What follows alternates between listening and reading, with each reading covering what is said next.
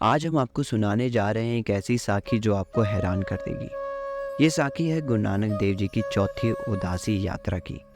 जब इस यात्रा के दौरान वो बगदाद जाते हैं और किस तरीके से वो सिखी वैल्यूज़ को फैलाते हैं, किस तरीके से वो सिखी वैल्यूज़ को प्रमोट करते हैं और लोगों का भ्रम तोड़ते हैं। और ये साखी आपको इसलिए भी सुननी चाहिए क्योंकि यहाँ से आपको पता चलेगा कि किस तरीके से सिख धर्म के अंदर कड़ा प्रसाद की शुरुआत होती है। तो आइए चलते हैं।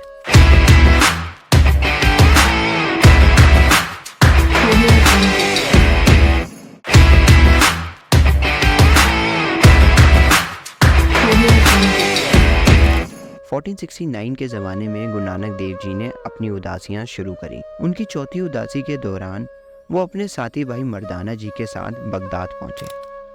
उस समय बगदाद में संगीत पर पाबंदी थी। कोई भी संगीत ना ही बजा सकता था और ना ही सुन सकता था। गुरु जी और भाई मर्दाना जी शहर के बाहर ही रुक गए थे।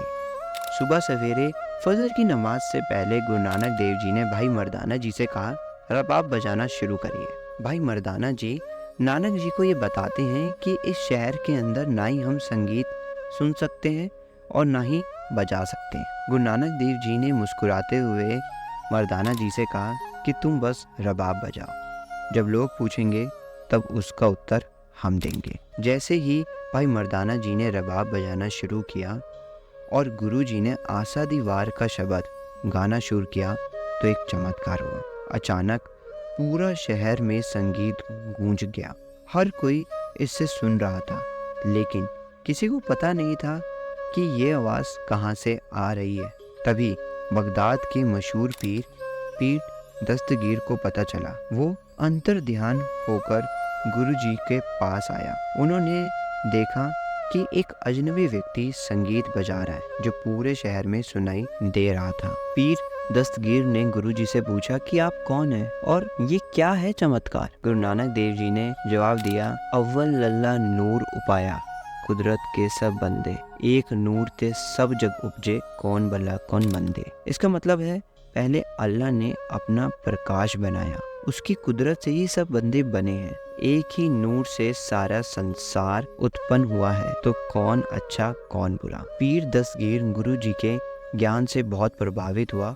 उन्होंने गुरु जी से कई सवाल पूछे जिनके जवाब सुनकर वो और भी ज्यादा प्रभावित हुआ। पीर दस्तगीर ने गुरु जी से कहा, आप तो बहुत ज्ञानी हैं, क्या आप मुझे स्वर लोक और पाताल लोक दिखा सकते हैं। गुरु नानक देव जी ने मुस्कुराते हुए बोला, पीर जी आपकी इच्छा पूरी होगी। गुरु जी ने अपना हाथ ऊपर उठाया और पीर दस्तगीर को कहा, अपनी आंखें बंद करें और मेरा हाथ पकड़ लीजिए। जैसे ही पीर दस्तगीर ने गुरु जी के हाथ पकड़े, उन्हें लगा जैसे वो आसमान में उड़ रहे हैं। जब उन्होंने आंखें खोली तो वह हैरान हो गए और वो असंख्य तारों, आकाश ग्रहों के बीच में थे। उन्होंने ऐसा दृश्य देखा जो उन्हें कभी सपने में भी नहीं सोचा था। गुरु जी ने कहा, यह है आकाश लोक, यहाँ असंख्य जीव रहते हैं, असंख्य ब्रह्मांड हैं। फिर गुरु जी ने अपना हाथ नीचे की तरफ किया। पीर दस्तगीर को लगा जैसे वो जमीन के अंदर जा रहा है। उन्होंने